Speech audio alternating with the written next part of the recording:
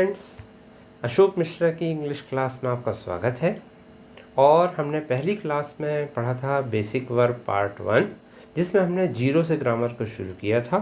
और मैंने आपको बताया था कि जो चीज़ आप पढ़ते हैं उसमें थोड़ा डेप्थ में जाइए, क्योंकि कॉम्पिटिटिव एग्ज़ाम डेप्थ में आपसे पूछता है और जो चीज़ आप बहुत आसान समझते हैं वही डिफ़िकल्ट होते जाती हैं। तो सबसे पहले हम शुरू करेंगे कि हमने क्या पढ़ा था पार्ट फर्स्ट में, थोड़ा सा रिवीजन कर लें हम, ताकि आपको यहाँ पर आगे जो क्वेश्चंस मैं बताऊँ वो आपको समझ में आए। तो हमने देखा था फर्स्ट पार्ट में कि हम बी का यूज़ कैसे करेंगे। बी का मतलब मैंने आपको बताया था कि is, am, are, was, were, has, have, been, will be, shall be, has, have, had, इन सभी को हम क्या कहते हैं, बी कहते हैं। जैसे आप ये 3 क्वेश्चंस देखिए, ये बहुत इंपॉर्टेंट है। जैसे पहले में लग रहा है I am ready now, second में लगेगा आई वॉज। क्यों लगेगा आई वॉज? क्योंकि इसमें लास्ट नाइट लगा हुआ है। लास्ट नाइट मतलब हम पिछले दिन की बात कर रहे हैं, पिछली रात की बात कर रहे हैं, इसलिए पास्ट की बात कर रहे हैं, इसलिए हम यहाँ पर आई वॉज लगा रहे हैं। और तीसरे वाले में हम जो है हैव बीन ही लगा पाएंगे, ना तो हम एम लगा पाएंगे ना वॉज लगा पाएंगे। तो मैंने इससे संबंधित एक टेस्ट भी दिया था, जिसको बहुत सारे स्टूडेंट्स ने अटैम्प्ट किया। और देखिए आप उनके नंबर मार्क्स देखिए तो बहुत कम लोगों को, मतलब 10 में से 10 तो किसी को नहीं मिले।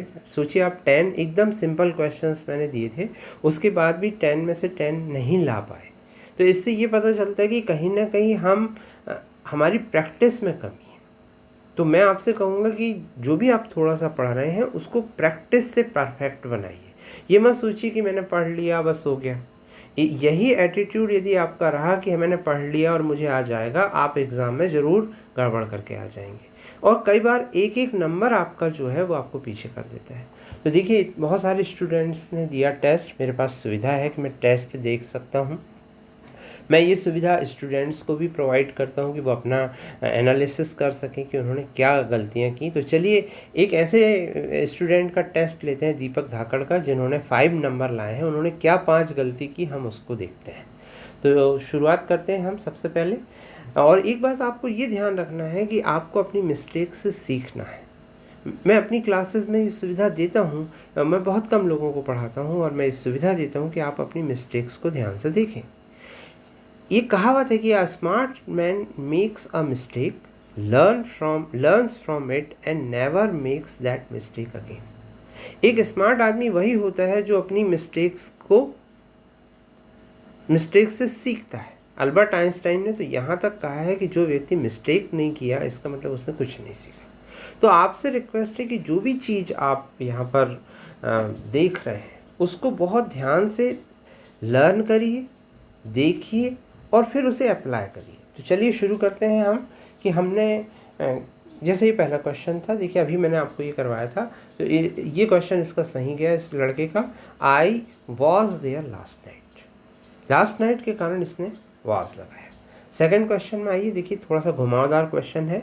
ही एंड आई लिखा हुआ है। अब ही एंड आई 2 व्यक्ति हो गए, तो हम यहाँ पर क्या लगाएंगे, आर लगाएंगे। कई लोगों ने इस पर गलती की, आई को देख करके उन्होंने क्या लगा दिया, एम लगा दिया। तो हमें ध्यान रखना है कि एंड यदि लगाए, देखिए यहाँ 2 स्थिति बनती है, ही और आई भी आ सकता है, ही एंड आई भी आ सकता है। और जो लोग एडवांस ग्रामर जानते हैं वो ये जरूर जानेंगे कि यहाँ ही एंड आई क्यों लिखा है, आई एंड ही क्यों नहीं लिखा हुआ। ये भी एग्जाम में पूछा जाता है। ये मैं आपको प्रोनाउन जब पढ़ाऊंगा तब बताऊंगा। वैसे मैंने इसको प्रोनाउन वाले अपने वीडियोस में बताया हुआ है। फिर आगे हम बढ़ते हैं। इसमें देखिए आप, इसमें वेयर के साथ हम इज लगाएंगे। क्यों लगाएंगे? क्योंकि यहाँ पर योर चाइल्ड एक है, सिंगुलर है। यदि यहाँ वॉज ऑप्शन होता तो वॉज भी आता, पर हो सकता है वहाँ पर वॉज ऑप्शन ना रहा हो। फिर आ जाइए, फिर से देखिए आप यहाँ पर देखिए, इन्होंने ये वही गलती की जो मैंने अभी थोड़ी देर पहले आपको बताई थी। इन्होंने आई को देख कर के क्या लगा दिया, एम लगा दिया, जबकि आई को देखकर देखना नहीं है आपको। यहाँ 2 सब्जेक्ट हैं, ही एंड आई, तो प्लूरल हो गए, इसलिए वहाँ पर क्या लगेगा, आर लगेगा। फिर देखते हैं हिज अंकल और आंट। अब देखिए यहाँ पर फिर ये कंफ्यूज हो गए। यहाँ यदि और लगा हुआ है तो और का मतलब या होता है इंग्लिश में, तो यहाँ पर उसके अंकल या आंट में से कोई है, तो यहाँ पर इसलिए वॉज आएगा, वर नहीं आएगा। और इन्होंने देखिए क्या चूज़ किया था, वर। तो आप भी ऐसी गलती कर सकते हैं। हमें ऐसा लगता है कि हम बिल्कुल बहुत परफेक्ट करेंगे, लेकिन नहीं, हमारा स्कोर परफेक्ट नहीं जाता है। फिर आगे बढ़ते हैं, रवि एंड रोहन। अब देखिए यहाँ पर फिर 2 व्यक्ति हो गए, इसलिए आर। उन्होंने क्या आंसर चूज़ कर लिया, जल्दी जल्दी में देखिए इस। अब आपको देखते समय ऐसा लगेगा कि नहीं हम तो, हमारे लिए तो ये बहुत आसान है, हम तो इसको बिल्कुल कभी गलत नहीं करेंगे। लेकिन नहीं, आप टेस्ट देंगे तो आपको पता चलेगा कि हम क्या मिस्टेक करते हैं। फिर आगे बढ़ते हैं, वेयर। अब यहाँ पर हमें कभी भी जब क्वेश्चन आ रहा है तो हमें सामने वाले सब्जेक्ट को नहीं देखना है, क्वेश्चन में हमेशा पीछे वाले सब्जेक्ट को देखना। अब सिजर्स को प्लूरल माना जाता है क्योंकि वो 2 पार्ट से मिलकर बनी होती है। ये चीज़ नाउन पढ़ते समय हमें बहुत अच्छे से ध्यान रखना है कि कौन सी चीज़ सिंगुलर है और कौन सी चीज़ प्लूरल है। फिर आगे बढ़ते हैं, पुलिस। देखिए ये क्वेश्चन बहुत इंपॉर्टेंट है और बहुत बार पूछा जाता है कि पुलिस क्या है, सिंगुलर है या प्लूरल है। तो देखिए इन्होंने पुलिस के साथ क्या लगा दिया, इज़ लगा दिया। आपको ध्यान रखना है कि पुलिस के साथ क्या लगता है, आर लगता है। पुलिस के साथ जहाँ आर लगेगा वहाँ वर भी लग सकता है, हैव भी लग सकता है। बहुत ध्यान से आप इस चीज़ की तैयारी शुरू करिए, नहीं तो क्या होगा, आप अचानक से क्वेश्चन में कूदेंगे तो फिर आपको नहीं बनेगा क्वेश्चन। फिर देखेंगे यहाँ पर सिस्टर सिंगुलर है और क्वेश्चन इंट्रोगेटिव क्वेश्चन कैसे बनाते हैं ये मैंने आपको बताया था। तो यहाँ आएगा इज़ योर सिस्टर रेडी। फिर आगे बढ़ते हैं, सिंस व्हेन। अब यहाँ क्वेश्चन सिंस व्हेन से शुरू हो रहा है और बहुत ध्यान से यहाँ ऑप्शन में हैज़ बीन भी था, हैव बीन भी था, हैज़ भी था और हैव भी था। तो इन्होंने देखिए इसमें हैव को चुना, जबकि ही के साथ क्या लगता है, हैज़ लगता है। और ये भी ध्यान रखना है वहाँ बीन, हैज़ बीन भी लिखा हो सकता है ऑप्शन में, लेकिन बीन यहाँ पहले से लगा है और वो ही के बाद लगेगा। ये आपको इंट्रोगेटिव क्वेश्चन बनाते समय ध्यान रखना पड़ेगा। तो ये बहुत छोटी छोटी बातें हैं जो कई बार हमारे क्वेश्चंस को गलत कर देती हैं। तो हमें ये ध्यान रखना है कि क्वेश्चन अटेम्प्ट करते समय हम इन माइनर मिस्टेक्स को ना करें। चलिए अब आगे बढ़ते हैं कि ये तो था हमारा बेसिक लेसन का एनालिसिस। आगे बढ़ते हैं आज हम शुरू करते हैं टेंस। टेंस में मैं सारी बातें अभी तो नहीं बता पाऊँगा क्योंकि जनरली स्टूडेंट्स ने रिक्वेस्ट की है कि आप छोटे वीडियो बनाइए, इसलिए मैं बहुत छोटे वीडियो बनाने की कोशिश करता हूँ, लेकिन वो बड़े हो जाते हैं क्योंकि बहुत सारी बातें मुझे बताना ज़रूरी हो जाता है, नहीं तो आपका कॉन्सेप्ट ही क्लियर नहीं होगा। अब हम देखेंगे टेंस में। आप जानते हैं कि 3 तरह के टेंस होते हैं, प्रेजेंट, पास्ट और फ्यूचर। फिर इनके प्रकार होते हैं, प्रेजेंट इंडेफिनिट, पास्ट के भी इंडेफिनिट होगा, फ्यूचर का भी इंडेफिनिट होगा। प्रेजेंट के कॉन्टिन्यूअस होगा तो पास्ट में भी होगा, फ्यूचर में भी होगा। परफेक्ट होता है तो इस तरह से 12 हो जाते हैं। यहाँ मैं ज़्यादा टाइम आपका नहीं लूँगा। तो सबसे पहले हमें इनके टाइप अच्छे से पता होना चाहिए, ऑक्सिलरी वर्ब अच्छे से पता होना चाहिए। ज़्यादातर लोग यहीं पर छोड़ देते हैं टेंस को, वो सोचते हैं कि हमें टेंस और बहुत आगे बोलेगा। बहुत सारे टीचर्स जो होते हैं वो प्रेजेंट इंडेफिनिट में ही पूरी चीज़ें ख़त्म कर देते हैं कि प्रेजेंट इंडेफिनिट आपने पढ़ लिया मतलब आपको सब आ गया। लेकिन आपको ध्यान रखना है कि प्रेजेंट इंडेफिनिट जो है वो बहुत इंपॉर्टेंट टेंस है और उसको केवल हम यहाँ नहीं छोड़ सकते कि बस हमें आ गया थोड़ा सा और हमने उसको छोड़ दिया। तो चलिए आज हम शुरू करते हैं प्रेजेंट इंडेफिनिट के बारे में। प्रेजेंट इंडेफिनिट में हम जानते हैं कि मैं जाता हूँ तो आई एम गो नहीं बोलते, आई गो बोलते हैं। अब क्यों बोलते हैं आई गो? क्योंकि ये उनकी नियम है। हम आई एम गो पूरी इंग्लिश में कहीं नहीं होता और ये एकमात्र ऐसा टेंस है जिसको सबसे ज़्यादा पूछा जाता है और इसमें लोग सबसे ज़्यादा गलती करते हैं। जो लोग एसएससी सीजीएल की तैयारी कर रहे हैं, यदि वो ऐसे लिखने की कोशिश करते हैं और जितने भी करेंट टॉपिक पे ऐसे लिखे जाते हैं उनमें प्रेजेंट इंडेफिनिट टेंस का बहुत ज़्यादा यूज़ होता है। जैसे हम दिवाली मनाते हैं, वी सेलिब्रेट दिवाली, तो हम इंडिपेंडेंस डे मनाते हैं, वी सेलिब्रेट इंडिपेंडेंस डे। तो जितने भी करेंट टॉपिक होंगे उनमें यदि आप ऐसे लिखने की कोशिश कर रहे हैं तो आपके लिए बहुत ज़रूरी है प्रेजेंट इंडेफिनिट टेंस को जानना। तो आई के साथ लग गया आई गो टू स्कूल, ही के साथ लगेगा ही गोज़ टू स्कूल क्योंकि ही एक प्रेजेंट में ही कॉन्टिन्यूअस टेंस में लगता है I am going to school, मैं स्कूल जा रहा हूँ। ये टेंस तब यूज़ होता है जब आँखों के सामने कोई चीज़ चल रही हो।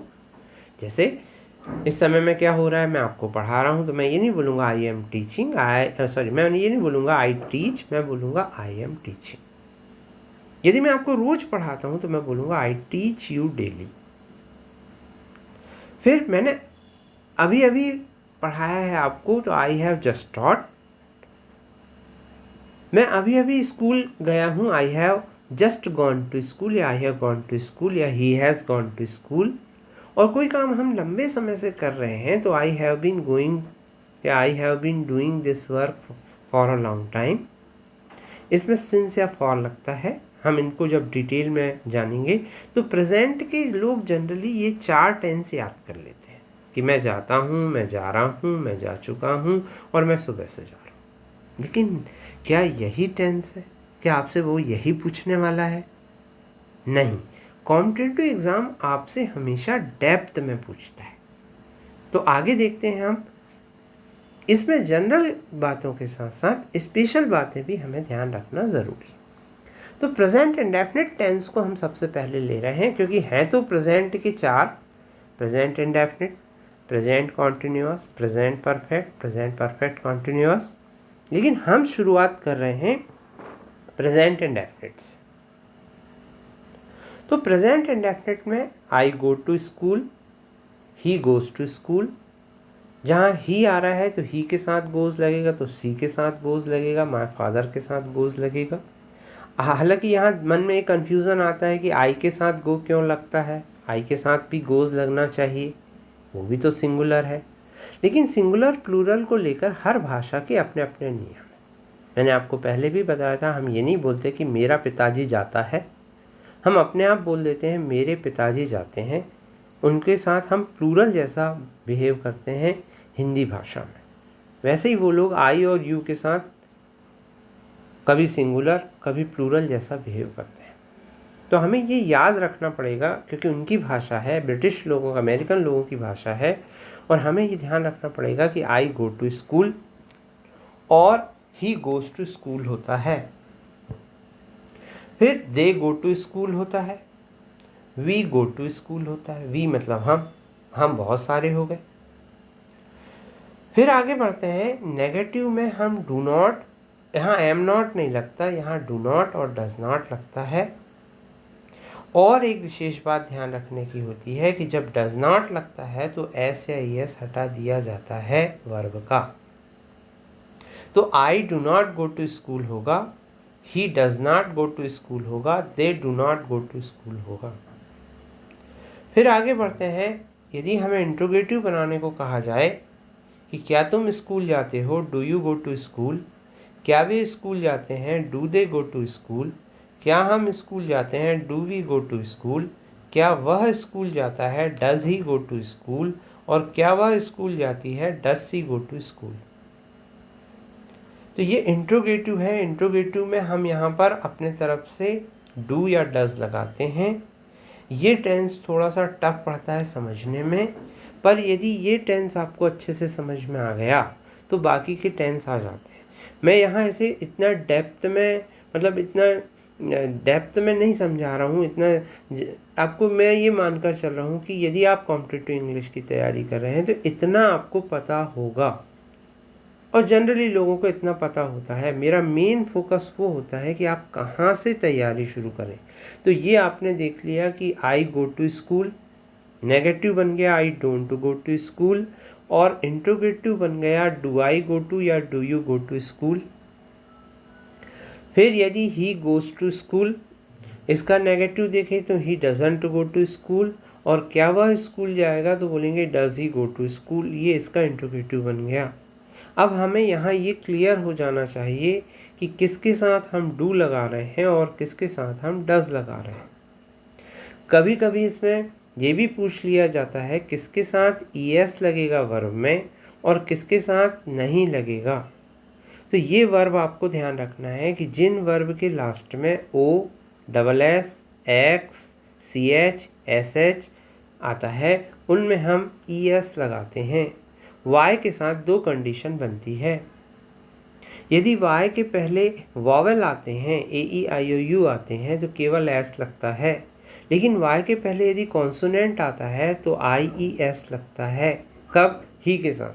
जैसे वह पतंग उड़ाता है तो ही फ्लाइज, तो फ्लाइज की स्पेलिंग होगी FLIES। परंतु वह खेलता है तो हम बोलेंगे ही प्लेज। क्राई का बनेगा क्राइस। तो मेरे हिसाब से यहाँ तक आपको बेसिक प्रेजेंट इंडेफिनिट टेंस समझ में आ गया होगा। जैसे आपको चूज करने को कहा जाए कि ही के साथ क्या लगेगा, तो आपको लगाना पड़ेगा ही गोस। शी फ्लाइज अ काइट, तो कौन सा वाला flies? FLIES। My brother read या माई ब्रदर रीड्स, तो आपको लगाना पड़ेगा my brother reads. It rain की इट रेन्स, तो आपको लगाना पड़ेगा इट रेन्स, क्योंकि इट को हम सिंगुलर मानते हैं। फिर आगे देखते हैं जनरली जो इसके यूजेस होते हैं कि यदि आपको ऑलवेज मिल रहा है वाक्य में, एवरीडे मिल रहा है, डेली मिल रहा है, तो हम वहाँ पर प्रेजेंट इंडेफिनिट टेंस का यूज़ करते हैं। जैसे ही वह बस से स्कूल जाता है हमेशा, he always goes to school by bus. सूर्य पूर्व से निकलता है, यदि ऐसा क्वेश्चन आपसे पूछा जाता है तो सन के साथ आप राइज नहीं लगाएंगे, राइजेस लगाएंगे। अब ये देखिए आप, ये एक अपवादित क्वेश्चन आ जाता है कि the prime minister comes here tomorrow. यहाँ पर आपको वहाँ विल कम दिया रहेगा, मगर आपको कम्स चूज करना पड़ेगा। हालांकि कम्स वर्ड नहीं आएगा, वहाँ विजिट्स आएगा। तो क्यों आएगा? अब डेप्थ में हम जा रहे हैं, क्योंकि जो चीज़ फिक्स होती है, हम ये नहीं बोलते कि कल संडे होगा, हम बोलेंगे कल संडे है। टुमारो विल बी संडे नहीं बोलेंगे, टुमारो इज संडे बोलेंगे, क्योंकि ये चीज़ फिक्स है। प्राइम मिनिस्टर के प्रोग्राम और ट्रेन का, भले वो ट्रेन लेट हो रही हो, रोज़ लेट आती हो, लेकिन उसका टाइम टेबल जो उसके बोर्ड पर लिखा हुआ है उसके हिसाब से वो उतने समय में आती है। तो ऐसे वाक्यों के लिए हम प्रेजेंट इंडेफिनिट टेंस का यूज़ करते हैं, स्पेशल यूज। आखिर क्वेश्चन कैसे आता है? आजकल जो ट्रेंड चल रहा है क्वेश्चन का, वो ये वाला चल रहा है। आपको इन शब्दों को याद रखना है। क्या क्या है वो शब्द? As soon as, if, when, unless, as long as, in case और बिफोर। इसमें ज़्यादातर क्वेश्चन इफ और इन केस से पूछे जाते हैं। जैसे इन वाक्यों को देखिए, we shall wait till she arrives. यहाँ पर देखिए आप, जो टिल लगा हुआ है उसके आगे आने वाला जो सेंटेंस है, क्योंकि टिल इफ को हम बीच में भी लगा सकते हैं, इफ को सामने भी लगा सकते हैं। देखिए बहुत ध्यान से समझिए, जिस तरफ इफ लगा है उस तरफ जो वाक्य आ रहा है वहाँ प्रेजेंट इंडेफिनिट लगता है। जैसे हम अपने दैनिक जीवन में तो यही बोलेंगे कि यदि वो आएगा तो मैं उसे मैसेज दे दूंगा। If he will come I will give him message. बोलने में कोई गलती नहीं है, लेकिन जब ग्रामर की बात आएगी तो आपको ध्यान रखना है कि दो विल नहीं लगेंगे एक साथ एक वाक्य में। ये क्वेश्चन सबसे ज़्यादा पूछता है और लोग इसे सबसे ज़्यादा गलत करते हैं, क्योंकि बोलने में तो यही अच्छा लगेगा कि यदि बारिश होगी तो मैं नहीं आऊँगा। देखिए आप थर्ड सेंटेंस को, if it will rain I will not come. लेकिन ग्रामर कहती है कि if it rains I will not come. अब देखिए डेप्थ में चल रहे हैं हम, आगे बढ़ते हैं। जैसे आपसे यदि कहा जाए कि इन वाक्यों को करेक्ट करिए, तो आप किस तरफ से हटाएंगे विल? सोचिए, जिस तरफ इफ लगा हुआ है, जिस तरफ इन केस लगा हुआ है, ठीक है, आप हटा देंगे। लेकिन क्या तब आपका वाक्य सही हो जाएगा? नहीं। हमें आगे ध्यान रखना होगा कि यदि हमने इट के साथ लगा वाला विल हटाया, ही के साथ लगा वाला विल हटाया, तो हमें वर्ब में एस या ईएस प्रेजेंट इंडेफिनिट के नियमानुसार लगाना है। If it rains I will not go home. In case you will give UPSC exam, you will become collector. तो इन केस लगा हुआ है, will हट जाएगा और you give। तो यहाँ ये चीज़ हमें बहुत बारीकी से ध्यान रखना है, क्योंकि क्वेश्चन वो ये पूछते हैं, आजकल वो आपसे जनरल क्वेश्चन पूछना बंद कर चुके हैं। आप एनालाइज करके देखिए। फिर हमें लगता है कि हमने तो इतनी मेहनत की और हमारा तो, देखिए जो इंग्लिश है वो एक ऐसा सब्जेक्ट है जो समय बचाता है। अब आप कहेंगे समय कैसे बचाता है, क्योंकि यदि आपको पता है तो आप उसे टिक करेंगे। इंग्लिश और जीके का तो यही हाल है। बचा मैथ्स, आपको सॉल्व करना होगा। लेकिन यदि इंग्लिश में आपने स्कोर कर लिया तो आप बाकी से अलग हो जाएंगे एग्ज़ाम में। एसएससी में मेरे कई स्टूडेंट्स आज जॉब में हैं, मैं खुद जॉब में हूँ। तो मैंने ये चीज़ महसूस की है कि यदि आपने डेप्थ में पढ़ाई की है, रूट पे पढ़ाई की है, तो आप कोई भी एग्ज़ाम को बहुत आसानी से निकाल सकते हैं। पर रटिए मत। तो यहाँ देखिए आप कि हम विल को जैसे ही हटाएंगे तो हमें कहीं एस लगाना है और कहीं नहीं लगाना। क्यों नहीं लगाना? सेकंड वाले में क्यों नहीं लगाना, आगे देखेंगे। जैसे आपसे ये क्वेश्चन पूछा जाए, अब जनरली क्या होता है, लोग फिर कंफ्यूज हो जाते हैं। अब ट्रेन, देखिए अब ट्रेन को लेकर के, अब यहाँ विल भी लग सकता है, ट्रेन को लेकर के लीव्स भी लग सकता है, लेकिन ट्रेन को लेकर के लीव नहीं लग सकता। तो एक आंसर तो आपका वैसे ही चला गया। अब दो में चूज करना है। तो चूंकि ट्रेन की बात हो रही है, टाइम टेबल की बात हो रही है, फिक्स शेड्यूल की बात हो रही है, तो आपको यहाँ पर सबसे अच्छा जो आंसर होगा वो लीव्स होगा। आगे बढ़ते हैं। ये क्वेश्चन भी आया था। देखिए क्या होता है कि आप पेपर का एनालिसिस करिए, आपको पता चलेगा कैसे क्वेश्चन आ रहे हैं और हमसे क्या गलती हो रही है। हम इतना पढ़ रहे हैं और हमारा सिलेक्शन नहीं हो रहा है। क्यों नहीं हो रहा? I will phone you when I will have time. मैं आपको फ़ोन करूंगा जब मेरे पास टाइम होगा। हैव को लेकर के भी बहुत सारे क्वेश्चन आते हैं, क्योंकि हैव एक ऐसा वर्ब है जो मेन वर्ब का भी काम करता है और ऑक्सिलरी वर्ब का भी काम करता है। जैसे इंग्लिश में एक वाक्य होता है, आई हैव हैड टी। तो क्यों होता है आई हैव हैड टी? सोचिएगा ना, जब आपको प्रेजेंट परफेक्ट पढ़ाऊंगा तब बताऊंगा। तो यहाँ पर अभी थोड़ा फोकस करेंगे। तो I will phone you when I have time. जहाँ व्हेन लगा है वहाँ पर आपको प्रेजेंट इंडेफिनिट लगाना पड़ेगा। बोलने में तो यही अच्छा लगेगा, I will phone you when I will have time. तो डियर स्टूडेंट्स, ये बारीक चीज़ हमें पढ़नी है, समझनी है, तब हम एग्ज़ाम निकाल पाएंगे। इस क्वेश्चन पे आइए। शी नो तो हो नहीं सकता। अब सी के साथ नोज भी लग सकता है और इज नोइंग भी लग सकता है, लेकिन ये एक ऐसा वर्ब है नो, जो बड़े बड़े एग्ज़ाम में आता है और बड़े बड़े महारथियों को घुमा देता है। अधिकतर लोग इसमें सीज नोइंग लगाकर आते हैं, लेकिन आपको ध्यान रखना है कि प्रेजेंट इंडेफिनिट टेंस के कुछ निश्चित वर्ब हैं जो प्रेजेंट इंडेफिनिट में ही ज़्यादातर यूज़ होती हैं। कॉन्टिन्यूअस में यूज़ करने के उनके नियम अलग हैं। सीज नोइंग बहुत कम और रेयर केसेस में बोला जाता है, लिखा तो बिल्कुल नहीं जाता। सी के साथ नोज ही लगता है। अब हमारे मन में एक क्वेश्चन आता है कि क्या केवल नो अकेला ऐसा वर्ब है? नहीं, इतने वर्ब आपके सामने हैं। जैसे पहला है वर्ब ऑफ थिंकिंग, जितने आपको अलग दिख रहे हैं, थिंक, अंडरस्टैंड और नो सबसे ज़्यादा पूछे गए।